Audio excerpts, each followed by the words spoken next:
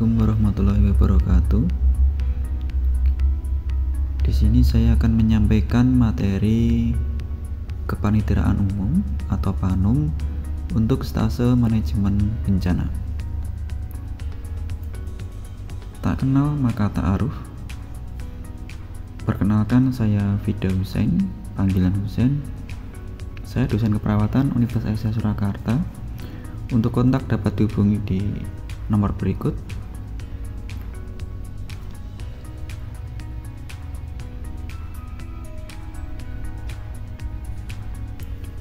Kepanitiaan umum atau PANUM merupakan kegiatan pembekalan awal untuk mempersiapkan mahasiswa yang lulus tahap akademik dan akan memasuki tahap profesi dalam hal keterampilan klinis dasar sebelum masuk ke klinik rumah sakit atau masyarakat puskesmas.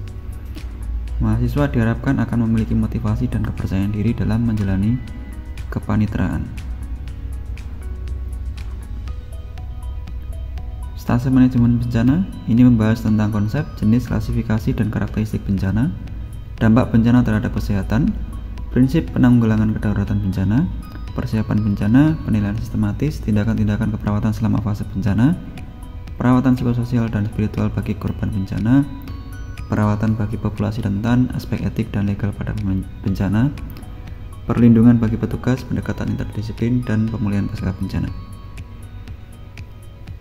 Adapun untuk tujuan pembelajaran, mahasiswa mampu menjelaskan sistem penanggulangan bencana terpadu yang terintegrasi pada sistem pelayanan kesehatan secara komprehensif dan sistematis, melakukan simulasi penilaian secara cepat, tepat, dan sistematis pada keadaan sebelum, saat, dan setelah bencana, melakukan simulasi pendidikan kesehatan tentang pencegahan dan penanggulangan dampak buruk bencana dengan mengintegrasikan prinsip-prinsip dan teori pembelajaran orang dewasa, mendemonstrasikan pertolongan korban bencana dan penanggulangan bencana dengan memperhatikan keselamatan korban dan petugas, keselamatan dan keamanan lingkungan, dan pendekatan interdisiplin, melakukan simulasi perencanaan penanggulangan bencana di berbagai area pelayanan kesehatan dan non-pelayanan kesehatan dengan pendekatan interdisiplin. Adapun untuk target kompetensinya, antara lain manajemen bencana pada setiap kejadian bencana, kebijakan pengembangan dan perencanaan bencana, teknik penilaian dan surveillance bencana, pencegahan dan penanggulangan dampak buruk bencana, prosedur aman dan dalam pertolongan korban bencana dan penanggulangan bencana, perencanaan penanggulangan bencana di berbagai area dan pemberdayaan masyarakat, serta kesehatan matra. Adapun untuk ujian PANUM, nanti kognitif itu online melalui lab CBT nanti ya dengan LMS. Lalu untuk soal skill dilakukan secara offline. Bencana merupakan suatu kejadian yang disebabkan oleh alam atau karena ulah manusia, terjadi secara tiba-tiba atau perlahan-lahan sehingga menyebabkan korban jiwa manusia atau luka-luka, kerugian harta benda, dan kerusakan lingkungan. Kejadian ini terjadi di luar kemampuan masyarakat dengan segala pemberdayanya untuk mengatasinya. Adapun untuk definisi bencana berdasarkan Undang-Undang tentang Penanggulangan Bencana, yaitu peristiwa atau rangkaian peristiwa yang mengancam dan mengganggu kehidupan dan penghidupan masyarakat yang disebabkan baik faktor alam dan atau faktor non-alam maupun faktor manusia sehingga mengakibatkan timbulnya korban jiwa manusia, kerusakan lingkungan, kerugian harta benda, dan dampak psikologis. Yang pertama, bencana alam adalah bencana yang diakibatkan oleh peristiwa atau serangkaian peristiwa yang disebabkan oleh alam, antara lain berupa gempa bumi, tsunami, gunung meletus, banjir, kekeringan, angin topan, dan tanah longsor. Adapun untuk bencana non-alam yang diakibatkan oleh peristiwa atau rangkaian peristiwa non-alam, antara lain berupa gagal teknologi, gagal modernisasi, epidemi atau pandemi, dan wabah penyakit. Sedangkan bencana sosial adalah bencana yang diakibatkan oleh peristiwa atau serangkaian peristiwa yang diakibatkan oleh manusia, yang meliputi konflik sosial, antar kelompok atau antar komunitas masyarakat, dan teror. Penggolongan jenis bencana. Bencana alam antara lain gempa bumi atau tsunami, letusan gunung berapi, banjir lava atau lahar, angin topan, puting beliung, angin puyuh, tanah longsor, kebakaran, bencana virus hewan atau wabah penyakit ternak. Berikut contoh bencana alam. Selanjutnya, bencana akibat ulah manusia antara lain bencana industri, meliputi kebakaran dan peledakan, pencemaran instalasi pabrik atau objek vital, pencemaran lingkungan, kebocoran limbah B3, contohnya pada bencana industri Bhopal, Chernobyl, Minamata, Fukushima, dan lain sebagainya. Selanjutnya bencana transportasi, ini merupakan kecelakaan transportasi publik, kebakaran pemukiman penduduk, sabotase, dan lain sebagainya. Bencana sosial tadi peperangan, pembunuhan, konflik sosial, kerusuhan. Yang terbaru ini ada kerusuhan di Malang ya, pada kegiatan sepak bola. Ini daftar bencana di Indonesia pada tahun 2021.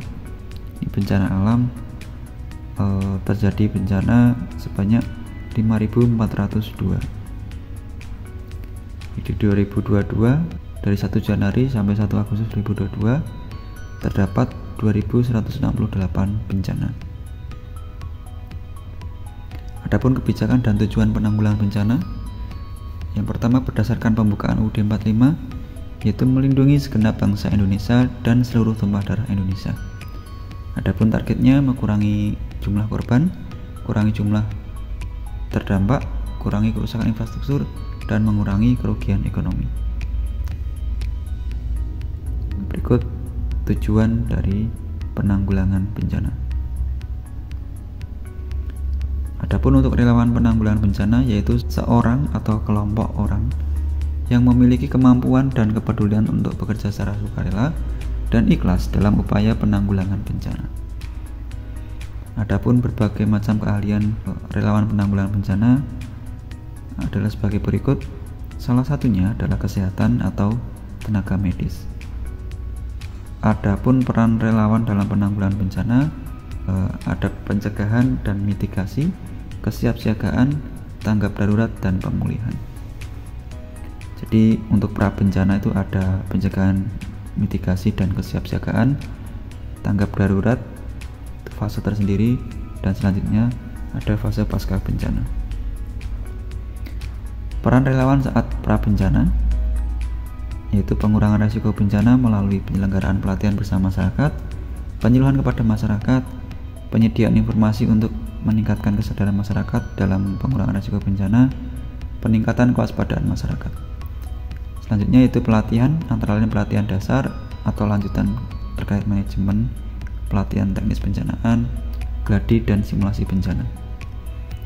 Fase kesiapsiagaan melalui pemantauan perkembangan ancaman dan kerentanan masyarakat, penyuluhan, pelatihan, gladi tentang mekanisme tanggap darurat bencana, penyediaan dan penyiapan barang pasokan pemenuhan kebutuhan dasar, penyediaan dan penyiapan bahan, barang, dan peralatan untuk pemenuhan sarana dan prasarana, lalu penyiapan lokasi evakuasi. Lalu di sistem peringatan dini melalui pemasangan dan pengujian sistem peringatan dini di masyarakat. Peringatan dini dilaksanakan dengan pengamatan gejala bencana, analisis hasil pengamatan gejala bencana, pengambilan keputusan oleh pihak berwenang, penyebarluasan informasi tentang peringatan bencana, dan pengambilan tindakan oleh masyarakat. Berikut adalah contoh aksi relawan saat pra bencana, meliputi pembuatan lubang biopori, pemasangan webbing jute, penanaman bibit buah, penanaman bibit pohon, dan lain sebagainya. Selanjutnya, peran relawan saat tanggap darurat. Bantuan yang dapat diberikan saat tanggap darurat antara lain mengkaji cepat cakupan wilayah yang terkena, jumlah korban, kerusakan, kebutuhan sumber daya, ketersediaan sumber daya, serta prediksi perkembangan situasi ke depan. Pencarian, penyelamatan, dan evakuasi warga masyarakat yang terkena bencana, penyediaan dapur umum, pemenuhan kebutuhan dasar berupa air bersih, sandang, pangan, dan layanan kesehatan termasuk kesehatan lingkungan, penyediaan tempat penampungan hunian sementara, perlindungan kepada kelompok rentan dengan memberikan gratis pelayanan, perbaikan atau pemulihan darurat untuk kelancaran pasokan kebutuhan dasar kepada korban bencana, penyediaan sistem informasi untuk penanganan kedaruratan, pendampingan psikososial korban bencana, kegiatan lain terkait sosial, budaya, dan keagamaan, dan kegiatan lain terkait kedaruratan. Berikut adalah contoh aksi relawan saat tanggap darurat. Selanjutnya, peran relawan saat pasca bencana. Bantuan yang dapat diberikan pasca bencana yaitu relawan dapat membantu dalam kegiatan pengumpulan dan pengolahan data kerusakan dan kerugian dalam sektor perumahan, infrastruktur, sosial, ekonomi, dan lintas sektor. Relawan juga dapat berpartisipasi dalam kegiatan rehabilitasi, rekonstruksi fisik, dan non-fisik dalam masa pemulihan dini. Nah, berikutnya ini adalah peran perawat dalam penanggulangan bencana. Kenapa harus perawat? Perawat ini merupakan profesi tenaga kesehatan yang paling banyak. Perawat merupakan tenaga kesehatan yang paling dekat dengan masyarakat. Banyak materi ilmu keperawatan terkait dengan kesiapsiagaan bencana, misal gawat darurat, kritis, ada mata kuliah manajemen bencana, ada mata kuliah K3, dan lain sebagainya. Perawat mampu beradaptasi dengan kondisi tekanan fisik, kecemasan, dan situasi bencana yang fluktuatif atau tidak pasti. Peran perawat saat pra-bencana itu berpartisipasi dalam penyusunan rencana pengurangan risiko bencana, berpartisipasi dalam pengkajian risiko bencana, menginisiasi upaya pencegahan. Selanjutnya, peran perawat saat bencana yaitu sebagai pelayanan kesehatan yang darurat, lalu emergency departemen triase, dekompensasi pada kejadian CPRN, koordinasi dengan fasilitas kesehatan, menyediakan area pelaksanaan dengan korban massal, mengkaji kebutuhan masyarakat terkait tempat pengungsian, makanan, air, dan vaksinasi, pusat distribusi, dan bantuan psikososial. Berikut contoh-contoh kegiatan pada saat terjadi bencana. Berikut adalah siklus penanggulangan bencana. Peran perawat dalam emergency response atau saat terjadi bencana yaitu dari triase, lalu ke tim reaksi cepat, evakuasi, rumah sakit lapangan, rumah sakit rujukan. Yang pada prinsipnya adalah pasien yang tepat dibawa ke rumah sakit yang tepat oleh ambulan yang tepat dan dalam waktu yang tepat. Peran perawat dalam posko pengungsian dan posko bencana antara lain fasilitasi jadwal kunjungan, merencanakan dan fasilitasi transfer ke rumah sakit, evaluasi kebutuhan kesehatan harian, memeriksa dan mengatur persediaan obat, makanan khusus bayi, perawatan kesehatan, dan membantu penempatan pasien dengan penyakit menular maupun kondisi kejiwaan yang labil. Mengidentifikasi reaksi psikologis yang muncul pada korban, membantu terapi kejiwaan korban khususnya anak-anak, fasilitasi konseling dan terapi kejiwaan lainnya oleh psikolog dan psikiater. Peran perawat pasca bencana membantu masyarakat untuk kembali pada kehidupan normal melalui proses konsultasi dan edukasi, itu melalui kegiatan pencegahan wabah penyakit, menjaga kebersihan sanitasi dan lingkungan, menangani terkait kondisi psikologis, terapi bermain, pendampingan perawatan individu, keluarga, dan komunitas masyarakat terdampak.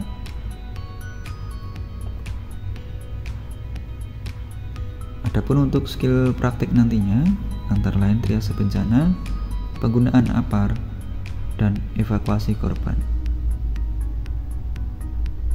Apa yang Anda ketahui tentang triase? Silahkan tuliskan di kolom komentar. Triase berasal dari bahasa Prancis yang diartikan sebagai memilah. Triase sebagai proses penggolongan pasien berdasarkan tipe dan tingkat kegawatan kondisinya. Hal ini didasarkan pada kepatenan jalan nafas, pernafasan, dan sirkulasi dengan mempertimbangkan jumlah sarana yang ada, SDM yang tersedia, dan kemungkinan hidup pasien. Bagaimana prioritas dalam menolong korban? Di mana korbannya yang banyak? Dalam keadaan bencana, jumlah korban banyak dan SDM sedikit. Ini menggunakan diagram STAR, yang tujuannya dengan waktu yang terbatas bisa menolong korban sebanyak mungkin. Yang pertama, penolong tetap tenang, aman diri, aman lingkungan, aman korban. Identifikasi lokasi secara menyeluruh, lalu laporkan kepada call center. Meliputi lokasi kejadian, tipe insiden, ancaman yang mungkin terjadi, perkiraan jumlah korban, dan tipe bantuan yang harus diberikan. Berikut adalah diagram STAR, Simple Triage and Rapid Treatment. Yang pertama dikaji yaitu korban yang dapat berjalan, itu masuk kategori hijau. Jadi korban yang masuk kategori hijau diminta menuju ke lokasi aman. Baru kita mencari korban yang bisa bernafas atau tidak. Korban yang tidak bisa bernafas, lakukan pembebasan jalan nafas. Bila tidak bisa bernafas, masuk kategori hitam atau meninggal. Bila setelah dibebaskan jalan nafas, pasien bisa bernafas dan masuk kategori merah. Bila ditemukan dalam kondisi bernafas, cek frekuensinya. Bila lebih dari 30 kali per menit, masuk kategori merah. Bila frekuensinya kurang dari 30 kali per menit, cek CRT-nya. Bila lebih dari 2 detik, masuk kategori merah. Bila kurang dari 2 detik, cek kesadaran. Bila bisa melakukan perintah sederhana, masuk kategori merah. Dan dapat melakukan perintah sederhana, masuk kategori kuning. Berikut contoh label triase yang dapat dipasang pada pasien setelah dilakukan triase. Prioritas tindakannya ada prioritas hitam, merah, kuning, dan hijau. Kategori hitam ini tidak memungkinkan untuk dilakukan resusitasi. Lalu yang kategori pertama atau merah ini membutuhkan tindakan yang cepat. Prioritas kedua ini pasien kuning tidak mengalami keadaan yang mengancam jiwa dalam waktu yang dekat. Dan prioritas ketiga ini pasien tidak membutuhkan stabilisasi segera. Prosedurnya, pasien dari lokasi bencana dibawa ke lokasi yang aman, lalu dibawa ke rumah sakit lapangan atau RS darurat. Bila membutuhkan rujukan ke rumah sakit, dibawa ke rujukan rumah sakit dengan ambulan gawat darurat. Jadi di dalam ambulan ada peralatan yang dapat menunjang stabilisasi kondisi pasien. Nah, berikut untuk triase di gawat darurat atau di IGD. Jadi setelah dilakukan triase di sebelum rumah sakit, dilakukan triase ulang, dan kondisi triasenya ini menentukan nanti ruangan apa yang diperlukan. Oke, silakan ditulis kasusnya, dipilih. Ada 4 korban pertama, korban kedua, korban ketiga, dan korban keempat. Silakan dikategorikan triasenya berdasarkan warna-warna tadi.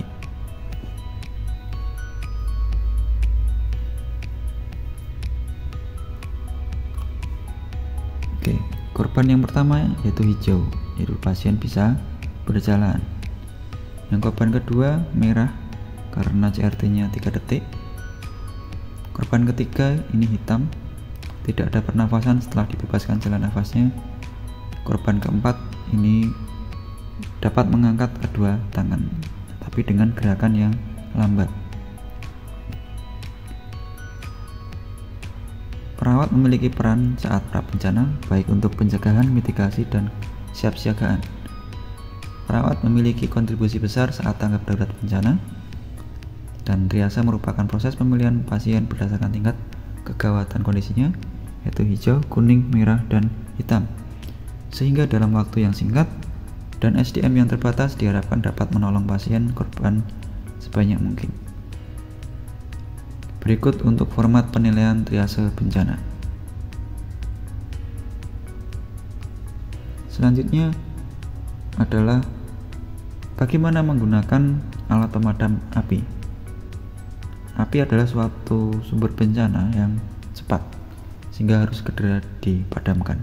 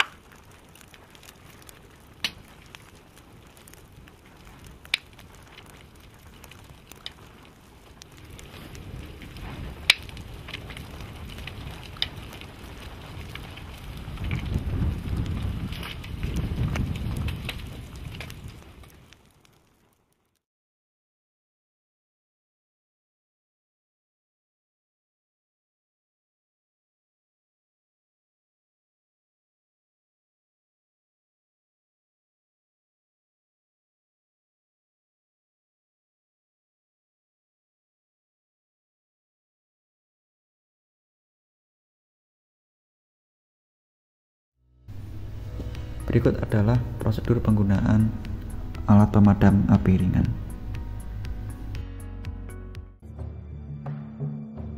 Saat terjadi kebakaran, pastikan klasifikasi sumber api.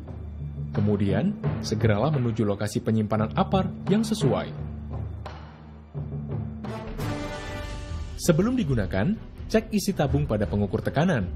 Pastikan jarum petunjuk ada pada posisi hijau. Catatan penting bagi para penanggung jawab APAR untuk selalu merawat dan mengisi ulang sehingga siap digunakan setiap saat. Letakkan APAR sejajar dengan tubuh. Hindari posisi kepala di atasnya. Tahan APAR sambil melepas pin pengamannya. Periksa tekanan APAR dengan cara mengarahkan corong ke atas, lalu tekan tuas beberapa kali. Setelah memastikan semua berfungsi dengan baik, angkat tabung APAR dengan menggenggam pegangannya. Untuk menghindari isi tabung keluar dengan tidak sengaja, jangan membawa APAR dengan posisi tangan menggenggam tuasnya. Sampai di lokasi kebakaran, ambillah jarak dari sumber api kurang lebih 2-3 meter.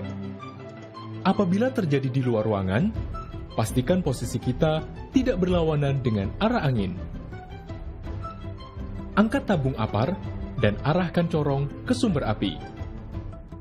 Lepaskan isi tabung dengan menekan tuasnya. Kemudian, kibaskan corong untuk mengatur arah semburannya hingga merata. Setelah api berhasil dipadamkan, masukkan kembali pin pengaman tuas. Lalu, simpan APAR pada tempatnya. Secara singkat, penggunaan APAR dikenal dengan istilah PES, yaitu pull, tarik pin pengaman tuas; aim, arahkan corong ke sumber api; squeeze, tekan tuas untuk mengeluarkan isi tabung; sweep, sapukan secara merata hingga api padam. Berikut ini adalah form penilaian penggunaan APAR. Selanjutnya adalah evakuasi korban. Berikut adalah contoh cara mengevakuasi korban dengan satu penolong.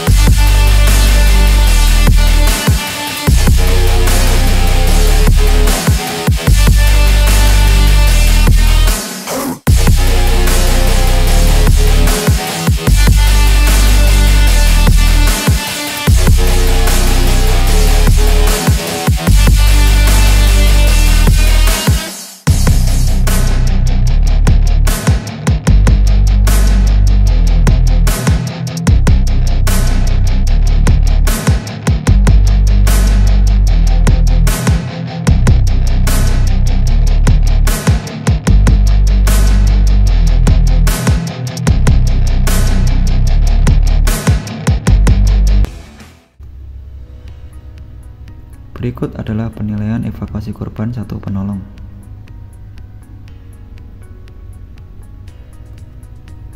Silakan apabila ada yang ingin ditanyakan, bisa ditanyakan di kolom komentar. Berikut referensi lebih lanjut yang dapat dipelajari. Untuk materi dapat di-download di link berikut.